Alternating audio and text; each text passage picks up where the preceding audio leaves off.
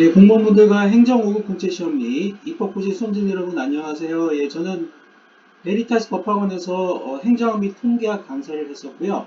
예, 지금은 유튜브에서 행정학 및 경영학 그리고 통계학 강사를 하고 있는 김대형 강사라고 합니다. 자, 그래서 저희가 이번 시간에는 대한민국의 경제 위기 극복을 위한 국가 전략들 분석 이거에 대한 이제 강의를 제가 진행을 하도록 하겠습니다. 네, 먼저 이번 강의의 배경은요, 2022년 연간 무역수지 적자액이 480억 달러에 이를 것으로 예상되는 가운데 출생아 수 및 합계 출산율이 계속 하락하고 있습니다. 그래서 2022년 8월에는 이제 경상수지까지 적자를 기록하였고요. 그래서 정부에서는 2022년 9월 이후에 이제 그 무역수지와 경상수지 적자를 흑자로 전환시키기 위해서 지금 최선을 다하시고 있습니다. 자, 그리고 두 번째는 반도체, 디스플레이, 석유화학 제품, 철강, 기계 등의 수출액이 줄어들고 있어 대책 수립이 필요한 상황이고요. 그리고 이게 두 번째였고요. 3번은 무역 수지 적자가 이제 지속이 될 경우에는 외환 보유고 고갈과 외환 위기가 발생할 수가 있습니다. 그래서 저희가 1998년도에 경험하셨던 그 IMF 경제 위기 때 IMF가 한국에 요구했던 바는 이제 재정 긴축 정책과 통화 긴축 정책을 통해서 일단은 이제 그 한국 정부의 대외 신인도를 제고하고요. 그리고 이자율을 올려서 외환 공급을 늘려서 그렇게 해서 이제 그 외화 유동성을 최대한 많이 확보를 해서 갚는 쪽으로 그렇게 유도를 했습니다. 그 이후에 물론 이제 정부에서 IMF하고 협상을 하셔서 거시적인 어떤 긴축 정책들은 좀 완화를 하고요. 대신 미시적인 어떤 구조 개혁 정책들을 추진하셨어요. 그래서 이제 부실 금융기관들과 부실 기업들을 이제 다 정리를 하셨는데요. 예, 그런 형태로 어찌됐건 이제 긴축이 필요하다는 것입니다. 그리고 그 긴축의 고통이 굉장히 클 수도 있기 때문에 이런 외환 위기가 발생하지 않도록 이제 정부도 그렇고요, 공공기관들도 그렇고 민간 기업 주식들도 이제 열심히 최선을 다하셔야 되겠습니다. 그죠? 자, 그래서 이제 전체적으로 그래프를 보시면은 이게 주저앉고 있습니다. 그죠? 이게 가라앉고 있습니다. 이게 이제 여러 요인이 있습니다. 그 러시아 우크라이나 전쟁 등으로 인해서 원자재 가격하고 곡물 가격 등이 인상되고 있는데 그 기조는 많이 좀 수그러들었습니다만 아직도 여전히 좀 높은 상태고요. 그리고 한국의 출생아 수 및 합계 출산율은 또 계속 줄어들고 있습니다. 그죠? 이 그래프를 보시면 2015년을 시작점으로 해서요. 계속해서 이제 그 줄어들고 있습니다. 그죠? 그래서 굉장히 이제 걱정이 되고 있습니다. 그죠? 자, 그래서 이번엔 다르다. 이게 무슨 내용인가 하면요. 자, 1번입니다. 자, 1998년 IMF 경제위기 때에는요, 어, 이제 같이 보시면서, 그죠? 그리고 이제 배경이, 이런 배경하에서, 저희가 이제, 분석을 이제 추가로 진행을 하겠습니다. 1998년 IMF 경제위기 때에는 세계 경제 성장률이 좀 높은 편이었어요. 그리고 이제 중국의 국가 경쟁력 수준이 높지가 않았습니다. 그래서 그 당시 외환위기 당시에 이제 환율이 많이 올라갔는데요. 이제 왜냐하면 이제 한국 경제가 좋지 않다 보니까 그 외환 공급이 줄고 또 한국에서 이제 많은 이제 외국 투자 자금들이 빠져나가니까요. 외화 수요는 늘고 해서 환율이 굉장히 급속도로 올라갔었죠. 그것이 이제 그 한국 그 제품들의 대외 경쟁력 개선으로 이제 연결이 되면서 그죠? 왜냐하면 기업들은 같은 1달러 제품을 팔더라도 예전에는 이걸 원화로 환산하면은 예를 들면 이제 1,000원밖에 못 받던 것을 환율이 1달러당 이제 1,800원 이렇게 올라가 버리면은 1,800원을 버실 수가 있으니까요. 그만큼 이제 해외 판매 가격을 낮출 수 있는 유인이 있게 됩니다. 그리고 그렇게 해서 물량을 추가로 확보하면 이익을 더 확보할 수 있는 것이죠. 그죠? 그래서 이런 환율 상승이 한국 수출액 증가로 연결이 될 수 있었고요. 그러니까 세계 경제 성장률이 높은 편이다 보니까 한국 제품들을 이제 세계 시장들에서 다 한국 서비스들하고 많이 이제 수용을 해주셨고요. 또 중국에서도 많이 수용을 좀 해주셨죠. 자, 그렇게 해서 이제 외환이 금모으기 운동도 하고 한국이 다시 이제 그 IMF 경쟁을 다 극복을 했습니다. 이때는요. 자, 그런데 2022년 현재 상태가 어떤가 하면요. 세계 경제는 지금 경기 침체를 겪고 있어요. 이제 코로나19 발생 이후 이제 조정이 되고 있습니다만은 또 러시아 우크라이나 전쟁 등이 이제 동시에 발생을 하면서 이로 인한 원자재 가격들의 인상, 물가 인상, 금리 인상 등으로 인해서 경기 침체를 좀 겪고 있는 상황이고요. 중국은 높아진 국가 경쟁력 수준을 활용해서 또 한국과 거의 대부분의 산업 영역에서 경쟁 관계를 이루고 있어요. 그래서 한국의 최대 교역국이 중국입니다만은 또 대부분의 산업 영역에서 중국과 한국 간에 또 경쟁 관계가 형성이 되어 있습니다. 그래서 이제 중국과 한국 간에는 협력과 경쟁이 동시에 존재를 하는데요. 그래서 이제 그 한국이 이제 이런 그 무역 수지 적자가 누적이 돼서 외환 위기가 발생했을 때 중국이 그렇게 예전만큼 많이 이제 수입을 하지 않을 수 있다는 그런 얘기가 되겠습니다. 자, 3번 한국과 중국은 미국, 유럽, 일본에 비하여 원천 기술력들이 부족한 상황입니다. 그래서 이건 이제 과학기술 정보통신부 등에서 분석한 내용을 제가 이제 여기 가져왔습니다만은 미국의 기술 수준을 이제 2022년 기준으로도 100으로 놓고 보면요. 100점으로 보면요. 유럽의 기술 수준은 95점 정도로 저희가 볼 수 있고요. 일본의 기술 수준은 85점으로 볼 수 있고요. 그리고 중국의 기술 수준은 80점, 그리고 한국의 기술 수준은 80점 정도로 평가될 수가 있어요. 그러니까 전체적으로 보면 이제 국가 기술 수준이 중국하고 한국하고 비슷하죠. 그래서 한국이 가지고 있는 지금 가장 큰 문제점은 뭐냐면 원천 기술력들이 부족한 가운데 기존에 전통적으로 우리가 해오던 수출 주력 제조업들이 이제 중국에 밀려서 글로벌 마켓 셰어들하고 이제 수익성 수준들이 점점 내려간다는 것입니다. 그죠? 이것이 가장 큰 문제점이고 지금 원천 기술력들은 미국, 유럽, 일본에서 꽉 쥐고 있어요. 그래서 핵심 원천 기술들하고 핵심 소재 부품 장비들을 우리가 외국에서 수입하고 있는데요. 이 비율을 국산화로 해서 이제 조정할 수 있는 여지가 굉장히 힘들 수도 있다. 그러니까 굉장한 노력을 하지 않으면은 이런 트렌드 자체를 전환시키기가 어려울 수도 있다. 왜냐면 이 국가들도 나름대로 그 기존에 기반해서 계속 원천 기술들을 발전시키고 있죠. 특허권들을 확보해서 계속해서 보호를 하면서 올라가고 있어요. 그래서 한국이 지금 약간 위기에 처해 있다. 기존에 하던 대로 하면은 위기에 빠질 수 있다. 이런 시그널을 제가 드리기 위해서 이번 강의를 이제 준비를 하였습니다.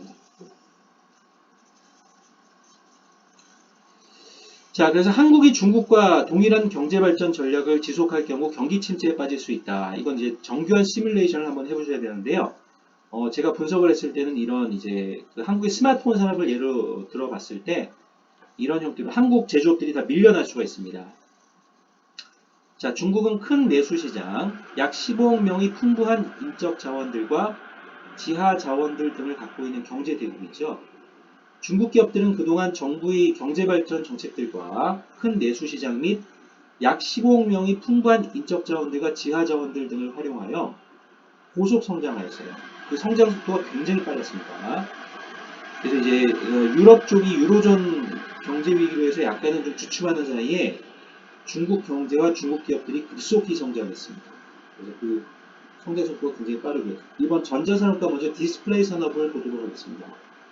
하이얼과 화웨이, 샤오미, 오포, 비보, BOE 등이 고속 성장하였습니다. 그죠? 에어컨, 세탁기, 냉장고 등의 백색 가전 산업의 경우 중국 기업들이 이미 글로벌 마켓시어 상위권을 차지하였고요. 그 글로벌 마켓시어를 이제 대표 변수로 저희가 봤을 때 그중에 상위권이 이제 중국 기업들이에요. 그리고 스마트폰 산업의 경우에도 중국이 화웨이와 샤오미 등이 글로벌 마켓시어 상위권을 차지하고 있습니다. 그래서 한국은 이제 삼성전자가 유일하게 지금 버티고 있습니다만은 애플하고 삼성하고 이제 선두권이고요. LG전자는 지금 밀려났어요. 그래서 그룹 차원에서 스마트폰 비즈니스 철수를 발표하셨는데 지금 인터넷으로 판매는 하시고 있습니다. 기존 모델들을 기존 스마트폰 모델들을 판매하시고 있는데 점점 이제 밀려나고 있는 한국입니다. 그리고 반도체 산업의 경우에도 중국 반도체 기업들이 고속 성장하면서 한국 반도체 기업들이 앞으로 어려움들을 겪을 것으로 예상이 되고 있습니다. 한국은 이제 메모리 반도체 산업 쪽에서 좀 강한 편이고요. 비메모리 반도체 산업은 이제 미국 인텔 등으로부터 저희가 이제 파운드리 수주를 받아서 저희가 이제 조금씩 키워가는 단계인데요. 근데 워낙에 이제 미국 기업들의 이제 그 시장 지배력들이 워낙에 강한 편입니다. 이 비메모리 반도체 같은 경우에는 인텔이라든지 이제 엔비디아, 그리고 이제 스마트폰 쪽에는 이제 퀄컴 이런 이제 비메모리 반도체들이 굉장히 강한 편이고요. 그래서 이제 그 한국은 이제 메모리 반도체 산업의 기존에 이제 강점을 갖고 있었는데 이쪽을 중국에서 이제 마켓 페네트레이션 전략, 그러니까 저가 메모리 반도체들부터 시작해서 서서히 시장 점유율을 늘려나가는 이런 전략들을 쓰고 있어서 앞으로 굉장히 좀 어려움에 처할 수도 있고요. 또 이제 그래서 이런 위기 상황에 처해 있다. 그래서 보시면 되겠습니다. 그러니까 중국 그 교수님들하고 연구진들이 지금 실리콘밸리에 굉장히 많이 가 있습니다. 그래서 그게 이제 그런 어떤 인간관계들을 통해서 많이 이제 또 전달이 되겠죠. 미국 기술들이요. 중국 쪽으로 전달이 될 것입니다. 그래서 한국에 비해서 훨씬 많죠.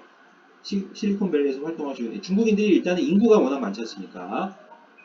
미국에도 많고 유럽에도 많고 그죠? 전 세계적으로 굉장히 많으신데 그래서 이게 참 위기라는 것입니다. 한국이. 그러니까 오픈 이노베이션의 경우에도 한국이 취약할 수가 있다는 것이죠. 그래서 이게 지금 굉장히 위기인데요. 그래서 면밀하게 저희가 분석을 잘 하셔서 대응을 하셔야 되겠습니다. 한국 디스플레이 업체들도 지금 위기입니다. 그죠? 중국의 그러니까 BOE만 있는 게 아니고 굉장히 많은 디스플레이 업체들이 있어요. 이게 중국 정부의 어떤 정책 지원 편익들을 활용해서 정책 지원 순편익들을 활용해서 굉장히 지금 크고 있고요. 그래서 이미 그 LCD 쪽은 한국하고 저 LG 디스플레이 같은 경우에는 이제 중국 쪽에서는 오퍼레이션을 하는데 한국 쪽은 철수했고요. 삼성 디스플레이는 이미 LCD 사업 철수를 발표했죠. 철수가 되었는데 지금 이제 삼성 디스플레이 같은 경우에는 워낙에 이제 삼성전자의 어떤 스마트폰 사업이 강하다 보니까 거기 중소형 LED 등을 많이 공급하고 또 TV 산업 같은 경우에도 삼성전자가 이제 글로벌 1등이죠. 그렇게 해서 이제 흑자가 유지가 되고 있는데 LG 디스플레이 같은 경우에는 일단 LCD를 철수를 하고 중국에서 오퍼레이션을 하고 있어 한국 LCD 비즈니스 철수를 하고 이제 스마트폰 산업이 LG전자가 이제 점점 줄어들면서 그쪽에 납품이 되는 중소형 LED 죄송합니다. 아까 중소형 삼성전자 LED가 아니고 중소형 OLED입니다. 죄송합니다. 중소형 OLED 시장 같은 경우에는 삼성 디스플레이가 강점을 갖고 있는데요. 그 내부 매출로 해서 이제 삼성전자 그 스마트폰 쪽에 납품을 하면서 근데 LG 디스플레이는 그게 없죠.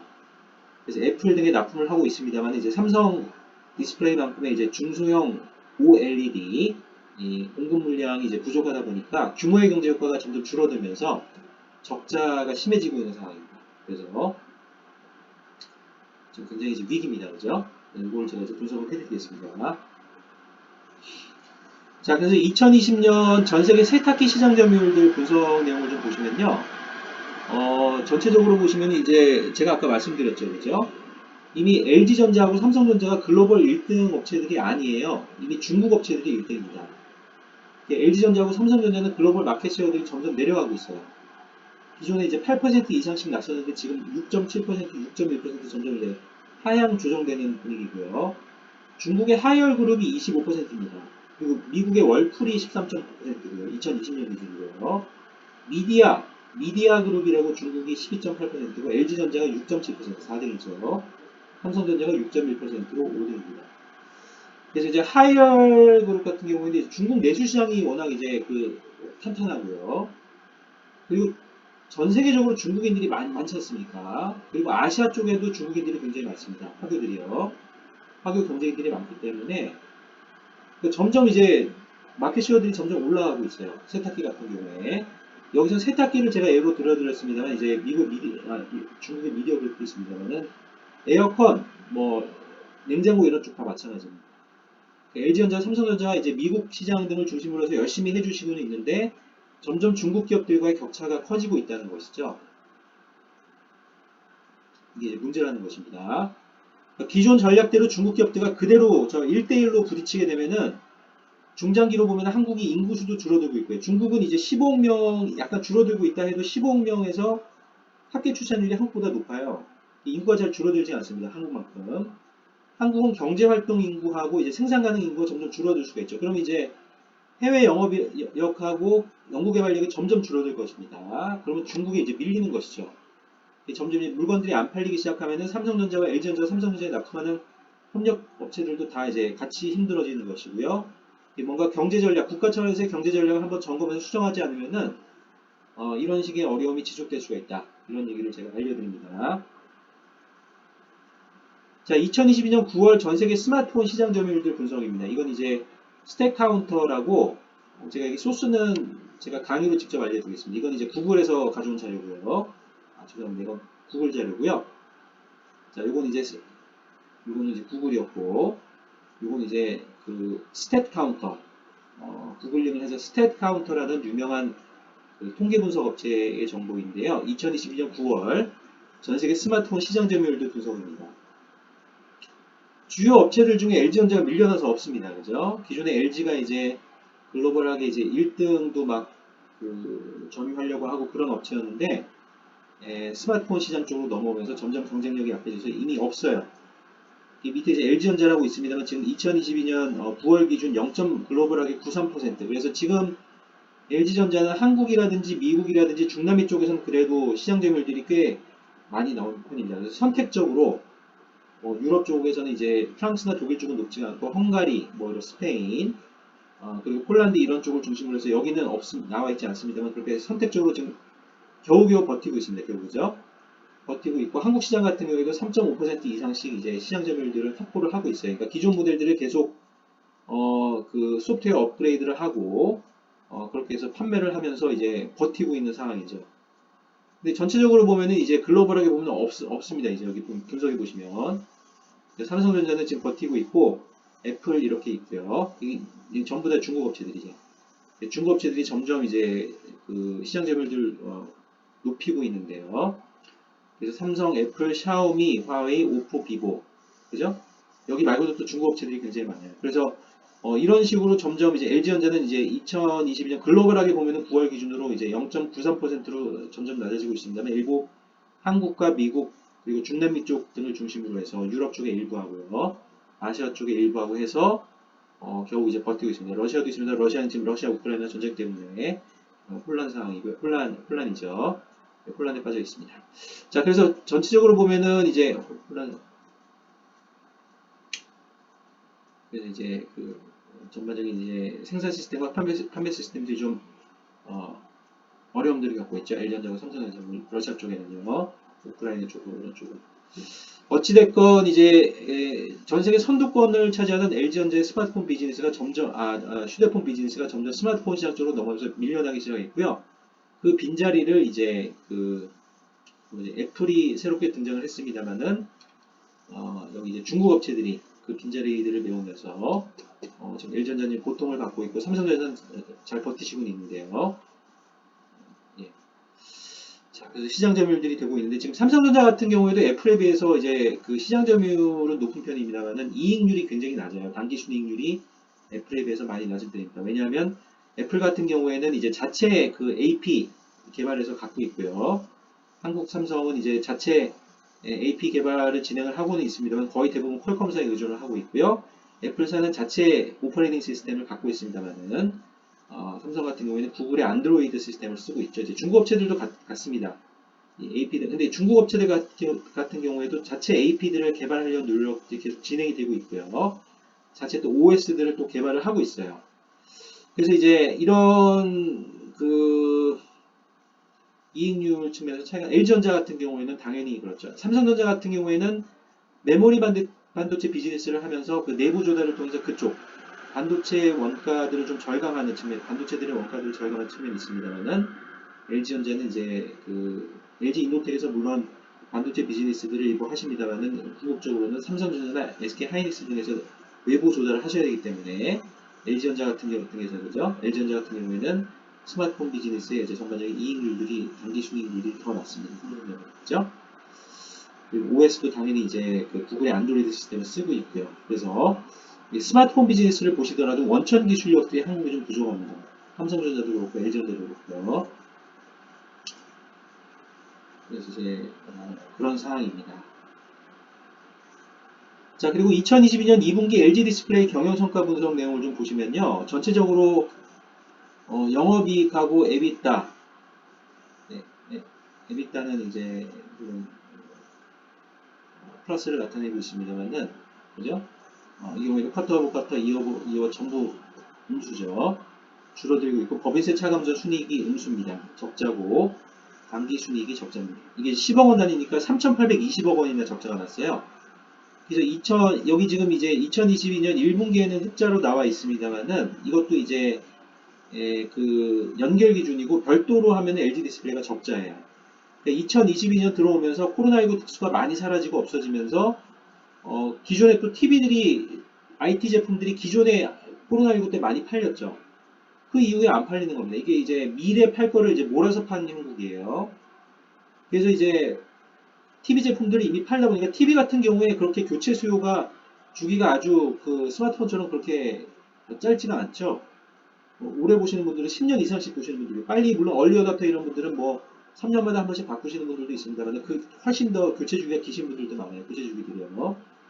근데 어찌됐건 디스플레이 제품들이 안 팔리기 시작하면서 또 중국 업체들이 밀리면서 중국 업체들 같은 경우에는 LCD나 이런 쪽 OLED도 하고 있습니다. 근데 LCD 같은 경우에 이제 중국 정부에서 정책 보조금들을 많이 주다 보니까 적자가 나도 이제 저가로 파는 거예요. 거기 밀려가지고 LG 디스플레이하고 삼성 디스플레이가 굉장히 힘들죠.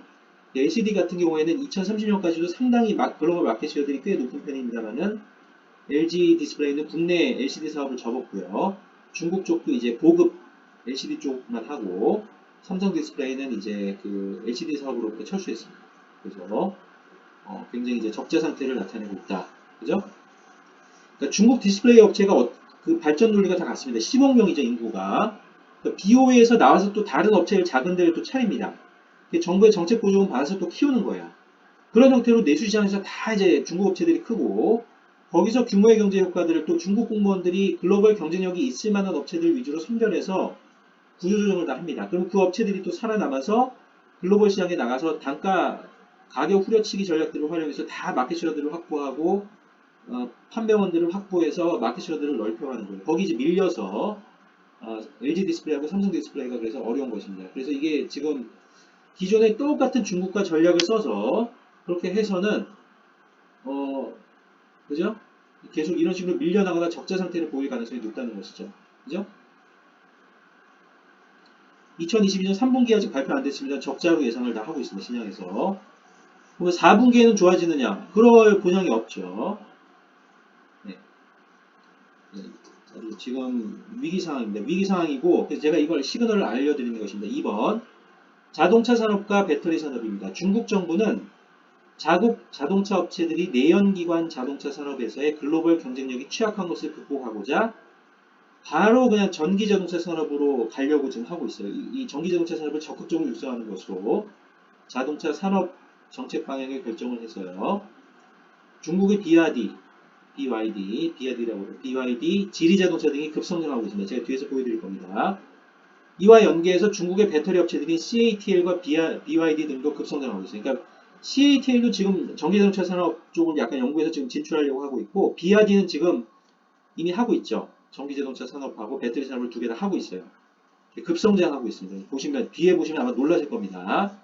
2022년 글로벌 전기자동차 이 BEV는 뭐냐면은 순수 그 배터리 전기자동차고요. PHEV는 하이브리드 자동차예요. 이 두 개를 합했을 때 판매 성과들 분석을 자료를 보시겠습니다. 이거는 어디 자료인가 하면은 제가 소스를 안 넣어드렸는데 이거는 직접 강의로 해서 직접 알려드리겠습니다. 이거는 SNE 리서치라는 회사에서 발표하신 자료를 제가 활용했습니다. 그래서 이거는 당연히 LG 디스플레이 그 IR 자료를 제가 활용했고요. 기존에 제가 이거는 알려드렸죠. 스택 카운터. 자, 그래서 지금 보시면은 이제 아마 놀라실 겁니다. 지금 보시면은 보세요. 2022년 상반기 보시면은 이게 1000대 기준이죠. 노스 아메리카 508입니다. 유럽이 1141인데 중국 보세요. 2474예요. 아더즈가 160이죠. 한국 이런 거 기껏 다 합쳐봤자 160여밖에 안 돼요. 토탈 제가 뒤에는 주요 업체들 위주로 제가 분석하면서 토탈 수치를 뺐습니다만 필요하신 분들은 SNE 리서치 가서 보시기 바랍니다. 전체적으로 63%인데 중국 보십시오. 전기자동차 그 산업이 시장이 121%, 그죠? 전 세계에서 가장 빠르게 크고 있죠. 그러니까 중국 정부에서도 그렇고 이렇게 해서 키우고 있는 거예요. 이렇게 해서 세계 시장으로 나가면 현대 기아자동차 지금 버티고는 있습니다만 쌍용자동차 나가 떨어지겠죠. 여기서 내수 시장에서 키워가지고 글로벌에 가서 다 가격 후려치기 전략했으면은 한국 그냥 죽는 겁니다. 점점 이제 한국 인구수가 또 줄어들어요. 그러면 중국 그 15억 명이 영업 인력들로 연구개발 인력들로 해서 전부 다 들러붙으면 어떻게 됩니까? 이걸 똑같은 전략을 써서 중국이랑 부딪히면은 당연히 나가 떨어지겠죠. 그죠? 전 세계인들이 이제 중국 제품들이 싸고 품질도 좋고 판매원들이 추천하다 보니까 전부 그쪽으로 갈 수가 있습니다. 뭔가 국가 차원에서 위기 의식을 느끼고 뭔가 수정을 해야 되고 기업들도 그렇고 공공기관들도 다 뭘 바꿔야 돼. 지금 기존에 하던 거와 똑같이 하면은 중장기적으로 망해가는 쪽으로 가고 있어요. 한국이. 점점 판매 성과들이 줄어들고 LG전자, 삼성전자 그 경영성과 보셨죠? 2022년 3분기에 지금 이제 영업이익이 30% 넘게 줄었어요. LG전자는 25.1% 그거 확인해 보시기 바랍니다. 영업이익이 늘긴 했는데 그게 이제 상당 부분이 TV하고 이런 가전제품 판매가 줄었는데 그 LG 이노텍이라고 있어요.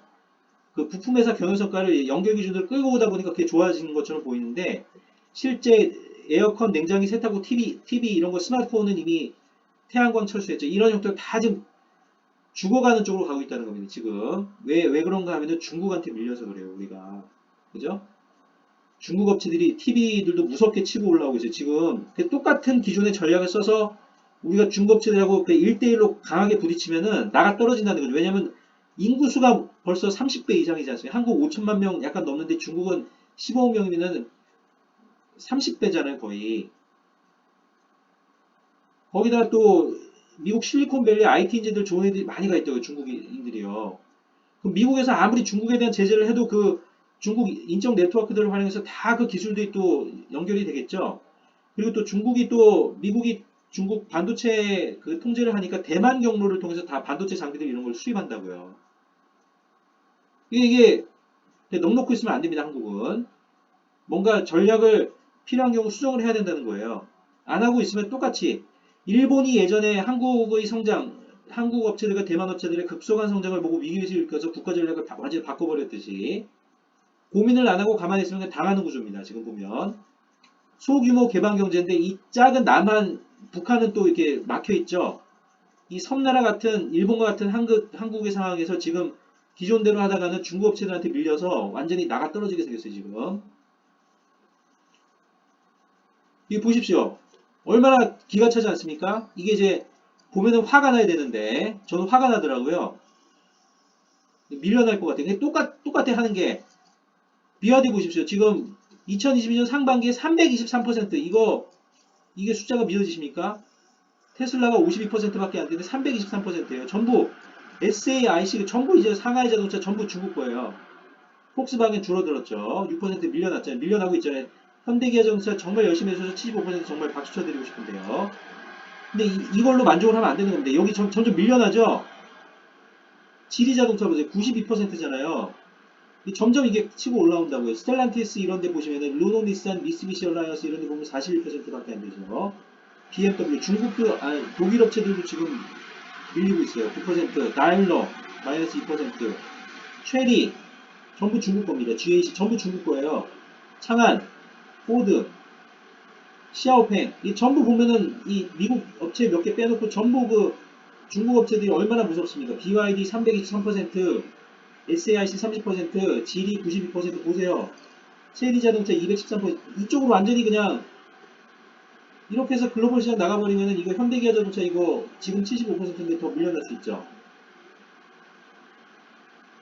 그죠? 자, 전기자동차용 2022년 배터리 판매 성과도 도적을 보시니 아마 기가 차실 겁니다. 상반기 보십시오. LG 에너지 솔루션 4%밖에 안 돼요. 그거 열심히 해주셨는데. CATL 111%, BRD 206%, 여기 밀려가지고 여기 지금 아마 지금 힘겹게 버티고 있는데 지금 BRD가 치고 올라오니까 이제 좀 있으면 전기자동차랑 같이 해서 밀려나겠죠. 하나솔릭 일본인데 16%밖에 안 돼요. SK용 114%인데 지금 마켓시어가 굉장히 작습니다. 그러니까 이게 성장률은 높아 보이는데 이게 아직 작아요. 지금 LG 에너지 솔루션 반토막밖에 안 되죠. 그리고 이제 CATL이 엄청 크고 삼성 SDI는 그래도 꽤 50% 정도 성장하긴 했는데 상반기에 그래도 10밖에 안 됩니다. 그죠? GWH 유닛이 그 상반기에 굉장히 숫자가 작아요. 그래서 이제 그 LG 에너지 솔루션보다 절반도 안 되죠. 이 CALB 이게 전부 보면은 전부 중국 업체들이 보면 또 그죠? 이 보면은 거의 대부분 중국 업체들이에요. 점점 이제 성장률이 보십시오. 이게 이 두 군데에 밀려날 지금 형국이에요. LG 에너지 솔루션. 그러니까 중국인들이 인원수가 많다 보니까 완제품 글로벌 완제품 기업들이 다 가서 영업을 하겠죠. 이 미국 시장에도 막 이제 진출을 할 거라고요. 그러면 이제 지금 기존하고 똑같은 전략을 쓰면 점점 밀려나고 있다고요. 뭔가 대책을 써야 됩니다. 이게 기존에 하던 대로 똑같이 하면은 배터리 산업도 저 외국에서 그 제조 장비들 다 수입해다가 상당수 그 부품 소재 장비를 다 외국에서 수입해다가 그냥 그죠? 글로벌하게 그 오퍼레이션 하면서 그냥 그렇게 하면은 원천 기술들을 잘 개발 안 하고 그렇게 다 수입해다가 하면은 원가 경쟁력도 없을 뿐만 아니라 지금 중국 이런 데 밀려가지고 그 똑같은 방법 쓰면 지금 밀려나고 있대요 지금. 이 숫자를 보면은 딱 뭔가 오는 게 있어야 됩니다. 이 기존대로 하면 망하겠구나. 다 밀려나겠구나 중국에. 그죠? 자동차 산업뿐만 아니라 자동차 산업은 중장기로 2030년까지 50%가 전기자동차로 가는데 전부 중국 애들이 가져갈 형국입니다. 화학산업과 철강산업 및 조선산업 제가 말씀드린 등 철강은 이미 화학은 그나마 좀 버티고 있는데 LG화학 등이요. 뭐 롯데케미칼 이런 데도 있습니다만은 화학산업도 참 답답하죠. LG화학이 그나마 열심히 잘 해주시고는 있습니다만 이제 중국 애들이 또 급속히 성장, 철강산업도 마찬가지예요. 철강은 지금 수출이 줄어들고 있죠. 조선산업은 말할 것도 없습니다. 제가 조선산업은 여기 안 넣어드렸는데 전부 적자예요. 그 삼성, 그 유명한 삼성그룹에 있는 삼성중공업도 지금 엄청나게 적자죠. 그거는 삼성그룹인데도 건드리지도 못하고 있죠. 그리고 현대중공업 등이 속해 있는 그 한국조선해양 적자죠. 엄청나게 적자, 거의 전부 적자예요. 그죠? 대우조선해양 적자죠. 이번에 하나에 인수가 됐는데 어떻게 될지 모르겠습니다. 그죠? 적자가 지금 이제 좋아진다고 하는데 중국 애들이 15억 명이 들러붙어서 또 배 만들고 있다고요. 그죠? 우리도 조선산업이 부가가치가 높은 설계라든지 이런 핵심 소재 부품 산업 이런 쪽을 많이 키워야 되는데 그거보다는 다 사람 들러붙어서 그냥 수입에다가 조립하는 쪽 위주예요. 원천 기술력이 비교적 높긴 합니다만 계속 적자인데 그냥 정부에서 지원해주고 그냥 하고 있는 거예요. 왜냐하면 이게 또 일자리들이 줄어들고 그럴까봐 정치적으로 타격을 주니까 전부 적자입니다. 제가 너무 화가 나서 안 넣어드렸어요. 조선은 3사 전부 적자라서. 그럼 보십시오 지금 화학하고 철강 지금 중국에 밀려서 휘청하고 있죠. 조선산업 전부 적자죠. 여기 제가 편집하면서 약간 죄송합니다. 여기 약간 벗어나는 지금 배터리 보세요. 2021년에 버티다가 지금 중국 애들이 확 치고 나가니까 지금 전부 밀려나고 있잖아요. LG 에너지 솔루션 이번에 성과 좋았다고 여기 만족하면 안 됩니다. 저 환율 효과가 크잖아요. 중국 애들이 이렇게 해서 판가 인하해서 확 그냥 치고 나오면 다 죽는 형국의 한국 애들 업체들은 자동차 업체 여기 현대 기아차 말할 것도 없죠. 중국 시장에서 점점 밀려나고 있고 이제 글로벌 시장에서도 이 미아디 이런 데가 미국 이런 데 진출해서 확 치고 나가면은 지금 다 밀려날 형국이죠. 323%씩 성장하고 있죠. 지리장점 92%. 이거 보세요. 체리 213%잖아요. 135. 전부 중국 업체들이에요. 무섭죠. 테슬라 하나 미국도 이제 버티고 있죠. 스텔란티스 이런 데도 꽤 성장을 하고 있는데 전체적으로 이 중국 업체들이 무섭게 크고 있다고요. 중국 시장 크는 거 보세요. LG 디스플레이, BOE 등은 지금 성장하고 적자죠. LCD 철수하고 그죠? 삼성 디스플레이도 LCD가 시장에 없냐? 2030년까지 꽤 돼요. 시장 점유율이. 올레드하고 해서. 근데 중국 업체들한테 안 되니까 다 이렇게 결국엔 지금 힘들죠. 계속 적자면 언젠가 접겠죠. 이게 지금 이렇게 위기라는 겁니다. 스마트폰 LG는 거의 지금 존재감이 일부 유지만 하고 있어요. 생명줄이 유지는 산소호흡기가 달려 있어요. 지금 엘리언자 스마트폰도 제가 이제 열심히 그거 노력을 하고 있어요. 그거라도 놓치면은 완전 망해버릴까봐. 그래서 LG전자에서도 다 그 사업본부로 철수해버리고 연구인력들 본부로 흡수해서 원가 절감해서 지금 버티고 있죠. 근데 이게 뭔가 스마트폰도 원천 기술들을 개발해서 그쪽을 키워야 돼요. 지금 기존에 하던 대로 똑같이 하면은 애플 이런데 중고업체들한테 당합니다. 그래서 LG전자도 정신 차리셔야 되고 삼성전자도 그렇고 그죠? 세탁기 점점 밀려나고 있고 냉장고 이런데.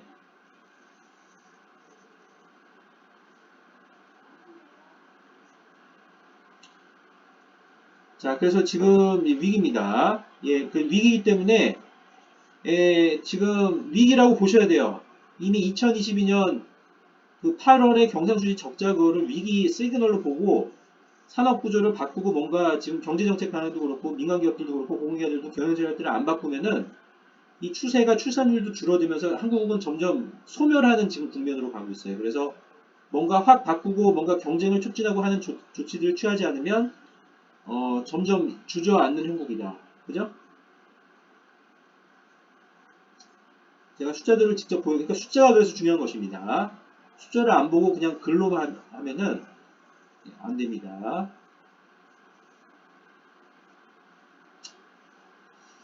자, 그러면은 여기서 지금 이제 그 경제 전문가분들이 제시하신 그 두 가지 전략들을 알려드리겠습니다. 자, 1번. 재벌 대기업들 중심의 경제발전 전략의 지속입니다. 이거를 또 주장하시는 분들이 있어요. 장점은요. 그나마 한국 대기업들은 중국 대기업들 등과 경쟁하면서 글로벌 마켓 쉐어들을 그래도 한동안 유지할 수 있을 것으로 예상된다는 것입니다. 근데 제가 방금 전 보여드렸죠. 점점 주저앉고 있죠. 자, 나번 단점입니다. 자, 한국의 이런 디스플레이 산업이나 스마트폰 산업 LG전자 전부 베트남 가 있죠. 이 물적 자본들 중심의 성장이에요. 그리고 디스플레이 전자 전부 다 자동화를 해서 LG전자도 창원도 전부 자동화했죠. 창원과 근로자들 다 쫓겨났을 겁니다. 자, 물적 자본들 중심의 성장은 출생아 수 및 합계 출산율의 하락을 유발할 수밖에 없죠. 왜냐하면 다 자동화해버리니까 노동수가 줄어들잖아요. 그러면은 애들을 놔서 키우면은 그 놓으시는 가장들도 뭔가 일거리들이 있어야 되는데 가게 주체들도 일거리들이 점점 줄어들죠. 자동화해버려가지고. 애들도 낳아봤자 일자리가 없으니까 그 취업이 안 되잖아요. 그러면 이제 애를 점점 이제 쪼그라드는 거죠. 자동화하고. 근데 애들이 쪼그라들면은 어떻게 되냐. 중국은 그 쪼그라드는 속도가 상당히 느리다고요. 그죠? 또는 유지가 되거나. 그 인력들이 다 나와서 내수 시장을 형성하고 또 미국 유학도 가서 이렇게 실리콘밸리들에 가서 계속 오픈 이노베이션의 어떤 그죠? 그 역할들을 오픈 이노베이션의 어떤 연결 역할들을 해주고 하는데 그게 안 되죠 한국은. 지금 당장 한국 대기업들이 잘라서 이익이 많이 낸다 이걸로 좋아하시고 있으면 안 됩니다. 중국은 그렇지가 않다고요.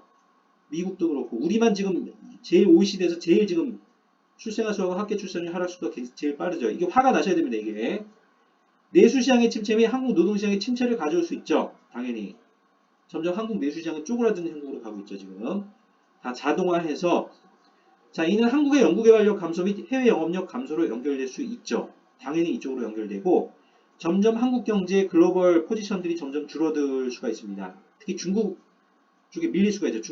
중국에는요. 중국 업체들이 밀릴 수가 있어요.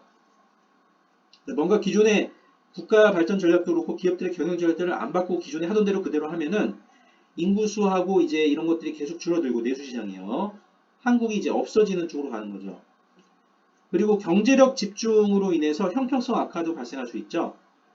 지금 이제 한국 대기업 시스템은 하청 기업들하고 전속 계약업체들, 이 계열사들하고 해서 내부 거래들이 굉장히 많은데요.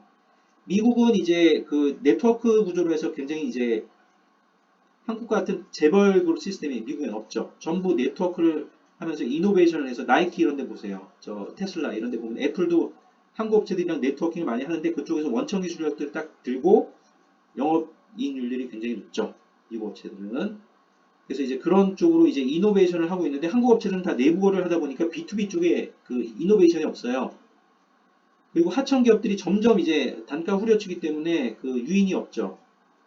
그래서 이제 수직 계열화가 강한데 이런 부품, 소재 부품 장비 쪽에서 오는 어떤 이노베이션이 없다 보니까 해외 수입도 많이 하고 그 하청업체들이 전부 그냥 기존에 하던 대로 해서 이게 완제품 기준으로도 경쟁력 수준들이 점점 내려갈 수가 있죠. 중국 업체들한테 밀려서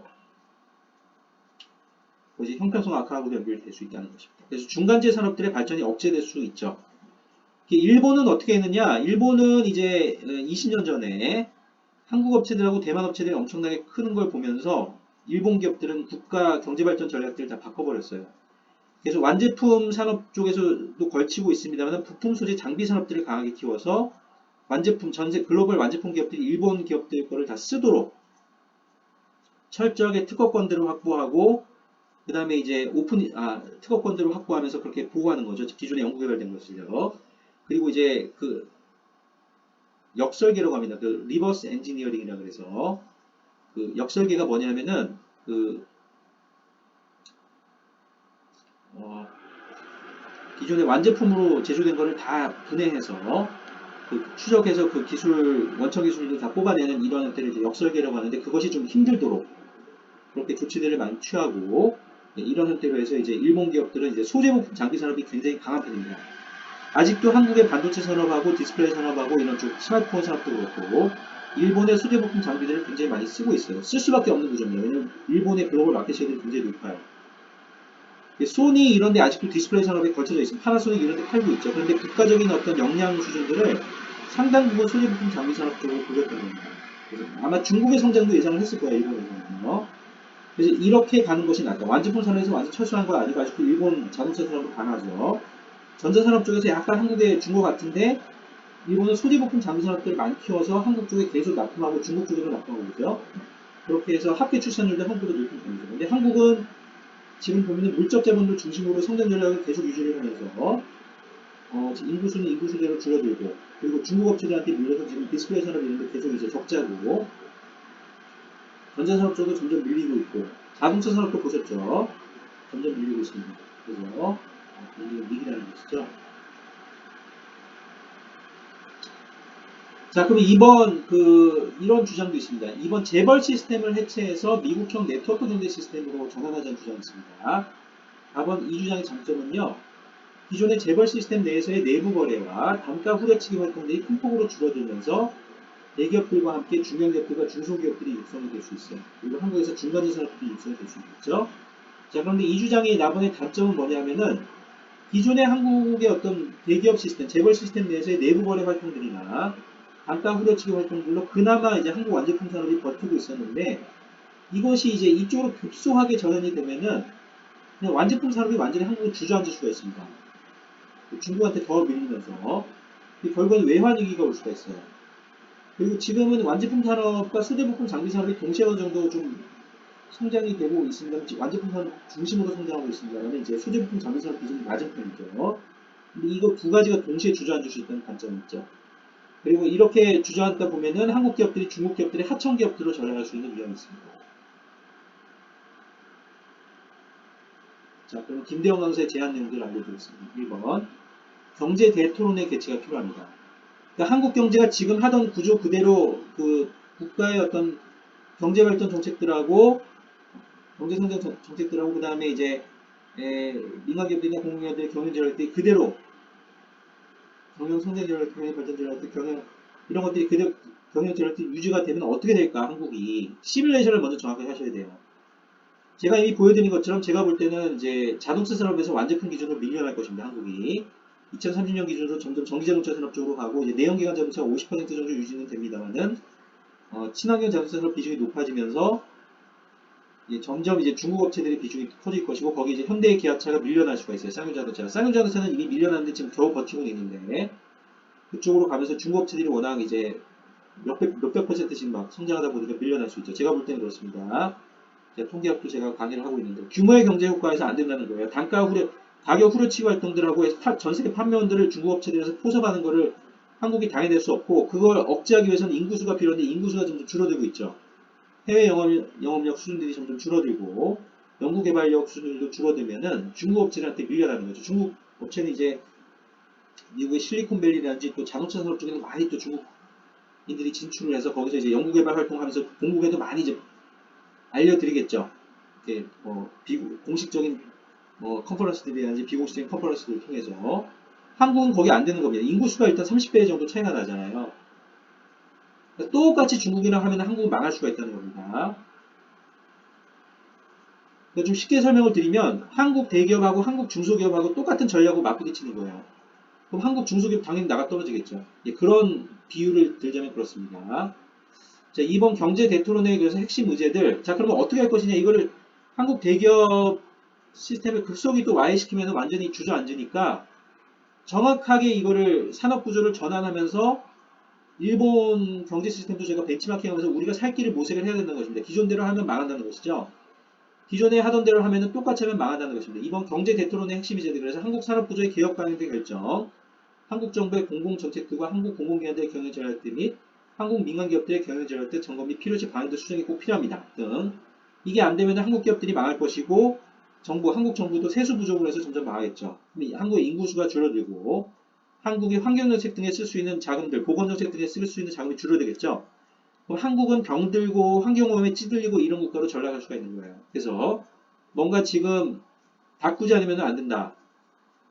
예, 그런 시그널을 제가 드리겠습니다.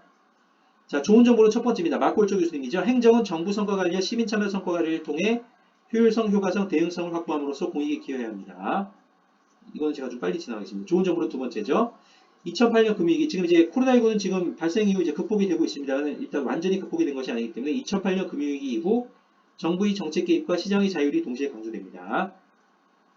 아까는 마골조 교수님이셨고 이제 에더티 제임스 주니어 교수님이시죠. 자, 교수님이십니다. 자, 증거 기반 정책론, 에비던스 베이스드 팔러시와 증거 기반 관리론, 에비던스 베이스드 매니지먼트 이거를 통해서 정부의 합리성을 제고하고 정부의 정책 개입과 시장의 자유를 조화시키셔야 됩니다. 자, 좋은 기업론은요.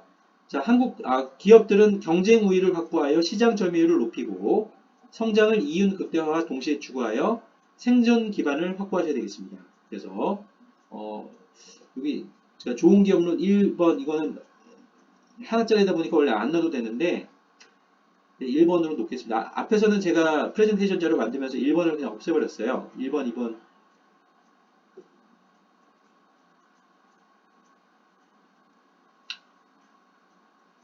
제가 안 넣어드린 것도 이거 그냥 좋은 기업론으로 봐주십시오. 예, 마이클 포터 교수님이죠. 자, 결국 공공과 민간의 조화가 필요합니다. 국가 발전과 경제 발전이 필요한데요. 자, 행정은 여기는 이제 입법부하고 다 사법부하고 다 포함된 것으로 보시면 되겠고, 행정은 정책과 관리 개선을 하셔서 민간 주식들에게 개선된 공공제도가 개선된 공공 서비스를 제공해 주시면 경영에서는 전략과 관리 개선을 해서 이렇게 공공적으로 주재 수입들과 세배 국제 수입들을 드리면 이게 선순환 구조가 형성되면 됩니다. 감사합니다. 예, 저희가 이번 시간에는 그 한국 경제 위기에 대해서 제가 짚어드렸고요. 그래서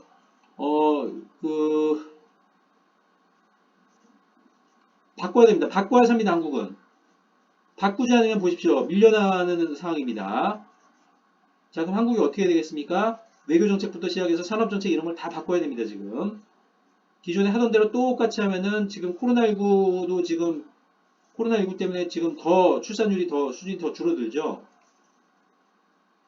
점점 이제 물건을 팔 사람들, 사줄 사람들, 연구개발할 사람들이 더 급속히 줄어들고 있어요. 이게 지금 위기라는 겁니다. 코로나19도 지금 극복이 제대로 안 되고 있죠. 계속 1만 명 수준을 유지하면서 계속 지금 대외 활동들이 제약을 받고 있잖아요. 기존에 하던 대로 하면 망한다. 이런 시그널을 받으셨겠죠. 그럼 뭔가 바뀌어야 됩니다. 이 LG전자 이미 없잖아요. 여기 0.93%. 물론 이제 겨우 산소호흡기를 달고 있어요. 한국과 제가 산소호흡기를 그나마 그거 완전히 안 하면 할 게 없잖아요. LG전자가. 그래서 그걸 유지는 시켜드리고 있는데 이 원천 기술들을 개발해서 그죠? 수제 부품 장비 산업들도 육성하면서 스마트폰 산업도 뭔가 이노베이션이 돼야 되겠죠. 세탁기, 냉장고 이런 데 다 지금 에어컨 밀려나고 있다고. 중국 업체들이 다 이렇게 치고 올라오잖아요. LG전자, 삼성전자는 마켓 셔들이 좀 줄어들고 있어요. 뭔가 대책이 필요합니다. 기존에 하던 거 똑같이 해서 퇴직하고 나 이게 아니고 뭔가 체인지 하지 않으면은 큰일 난다. 그죠?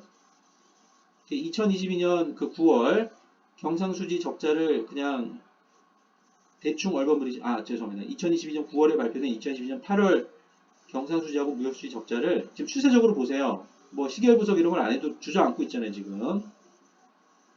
뭔가 체인지가 필요합니다. 기존에 하던 거 똑같이 하면 중국업체들에게 밀려나는 거예요. 전자산업, 자동차산업 전부 그렇습니다. 화학산업, 철강산업, 조선산업. 예, 조선산업은 지금 한국산업은행에서 한화에 인수시키고 끝이다. 그렇게 보시면 안 되겠죠. 지금 한화가 조선산업 경험이 없잖아요. 그 대우조선해양의 어떤 적자 구조를 과연 반전시킬 수가 있을 것인가 그것도 한번 보셔야 되겠습니다. 조선 3사가 전부 적자죠. 주요 3사가요. 그 밑에 중소, 중견업체들 말할 것도 없죠. 저가 수주로 해서 전부 적자잖아요. 한국은 고부가가치 설계, 크루즈선이나 고부가가치 선박 설계나 이런 쪽은 없죠. 요트 이런 거 안 하잖아요. 전부 저 컨테이너선, 벌크선, 뭐 그 LNG 운반선 등을 하는데 그나마 LNG 운반선이 부가가치가 높은 편인데 거기는 또 그 협력업체들에 대한 그런 어떤 그 낙수 효과가 낮은 편이죠. 낙수 효과들이 좀 LNG 선들은 낙수 효과들이 낮은 편이라서 그나마 고부가가치 선박이긴 한데 주로 이제 그런 쪽이에요. 다 전부 보면은.